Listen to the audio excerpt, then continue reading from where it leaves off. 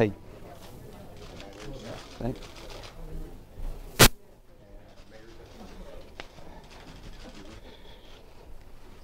we ready? All right. Good morning. I'm Sam Adams, Mayor of the City of Portland, Oregon, and Police Commissioner. I'm going to read a statement.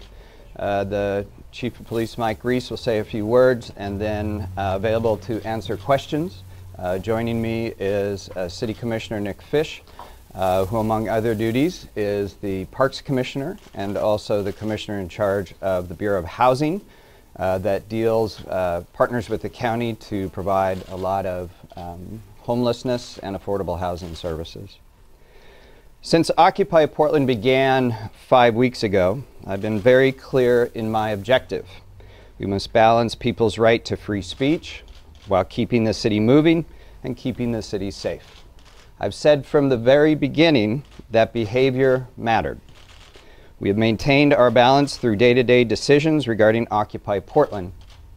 While the Constitution requires city governments to facilitate speech by citizens, city governments also have the authority and the responsibility to regulate associated behaviors on behalf of the general public. In the past few days, the balance has tipped. We have experienced 2 very serious drug overdoses where individuals required immediate resuscitation in the camp, and has been widely reported. Police have arrested a suspect in Tuesday night's disturbing Molotov cocktail incident. Crime, especially reported assaults, has increased in the area and around the camps. This is in addition to the health and sanitation issues that the camp's close quarters have brought about. Occupy has had considerable time to share its movement's messages with the public, but has lost control of the camps it created. The cost to the larger community is rapidly increasing. The city itself finds itself at a turning point, and thus the city will soon temporarily close Lonsdale and Chapman Squares to the public to put an end to public safety, health, and crime problems, and to repair the park land. When the city reopens the park, the city will enforce all park and criminal laws in the squares and the sidewalks, and the park land will be available for large organized speech events by permit. At 12:01 a.m. Sunday, November 13th, all persons and property in Lonsdale and Chapman Squares will again be subject to enforcement of all the laws, including the laws against being in the park after midnight, according to Portland City Code 20.12.210, and erecting structures in a park, which is Portland City Code 20.12.080. On or after 12:01 Sunday, November 13th, by authority of Portland City Code, the city will close Lonsdale Chapman Square for repair and to remediate any remaining safety, health, and crime problems. Portland police are carefully preparing for this closure, and share my goal that it be done in an orderly and peaceful manner.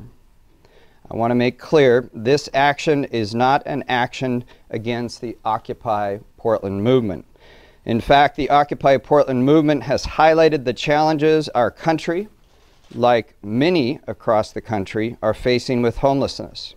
Too many in our community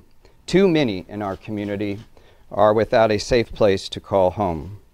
Despite fiscal challenges, the city has continued to invest in long-term solutions to end homelessness. Commissioner Fish and I will be working closely with our dedicated network of service providers to make sure everyone in the camp is aware of the resources available to them. Experienced outreach workers will be reaching out to the homeless people in the camp to help them access existing resources in our community, like health care, emergency shelters, permanent housing placement assistance, and short-term needs. Soon after its beginning, I said my own personal view that the Occupy movement would have to evolve in order to realize its full potential. It is my sincere hope that the movement, with its focus on widespread economic inequality, will flourish in its next phase, a phase where we can focus all our energies on the economic and social justice, not on porta potties and tents. I believe Occupy Portland can lead the nation in the next phase of the Occupy movement. I personally look forward to working with participants toward this broader goal. I also want to extend my thanks to the many Occupy Portland participants, many that we've met with on a regular basis since the beginning of the Portland Occupy encampment, who by and large are nonviolent, peaceful, and dedicated to the larger vision of this movement. Occupy's appointed liaisons have worked hard to communicate clearly with the city, with police officials. Our city's unions who have stepped up to help with sanitation issues in the camp, I thank them as well. I want to thank social service providers and first responders for the support they provided to the camp's most vulnerable populations. My council colleagues and the city staff, my staff, I want to thank them for their assistance in troubleshooting the day-to-day issues we've faced along the way. And I want to thank the men and women of the Portland Police Bureau who have worked tirelessly, who are very tired, who have facilitated these unprecedented events in a peaceful and professional manner. And finally, I want to acknowledge the broader community for your understanding and support of the approach we've taken to balance the right of free speech with the need to keep our city safe and moving. Chief Reese. Thank you. I just wanted to briefly speak a little bit about the events of the past 5 weeks from a public safety perspective. I'm very proud of the men and women of the Portland Police Bureau, the Parks Bureau, and the Bureau of Development Services. These folks have been at the forefront of providing services in a very challenging environment. And our officers have done so in a professional and restrained manner, even in the face of conflict and confrontation. You know, it is our duty as police officers to protect people's right to free speech, and we take that very seriously. But we do have to balance rights. And as we've seen recently, we've got a growing homeless population in the camps. We've had more criminal activity, drug overdoses, and related issues that really cause all of us concern.